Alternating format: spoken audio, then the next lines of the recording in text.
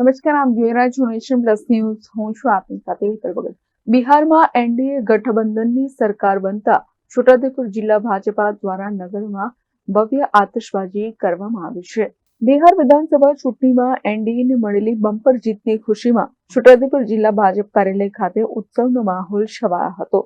કાર્યકરોએ ભારત માતા કી જયના નારા લગાવ્યા હતા, જેમાં ફટાકડા ફોડી અને એકબીજાને મોઢું મીઠું કરાવી જીતની ઉજવણી કરી હતી. આ ઉજવણી કાર્યક્રમ જિલ્લા પ્રમુખ ઉમેશ રાઠવાના અધ્યક્ષસ્થાને યોજાયો હતો.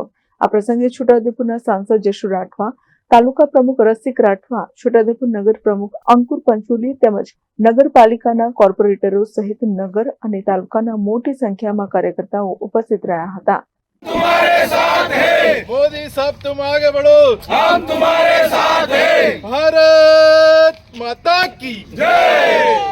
આજે બિહાર વિધાનસભાનું મતગણતરીનું રિઝલ્ટ આવી રહ્યું છે. એમાં ભારતીય જનતા પાર્ટી અને એનડીએ ના ગઠબંધનને 1/3 એટલે કે 243 માંથી 200 ઉપરાંત જેટલી સીટોની અંદર બઢત મળી છે અને બહુમતી તરફ આગળ વધી રહ્યું છે. ત્યારે ભારતીય જનતા પાર્ટી છોટાઉદેપુર જિલ્લા દ્વારા આ જીતને વધારવા માટેનો જશ્ન જિલ્લા ભાજપ કાર્યાલય ખાતે કરવામાં આવ્યો અને આ જીતથી એ પ્રતિપાદિત થાય છે કે માનનીય નરેન્દ્ર મોદી સાહેબના નેતૃત્વની અંદર જે વિશ્વાસ લોકોએ મૂક્યો છે અને એના કારણે એન્ટી ઇન્કમ્બન્સીના બદલે પ્રો ઇન્કમ્બન્સી એટલે કે જે સરકાર હોય એ ફરીને ચૂંટાઈને આવે,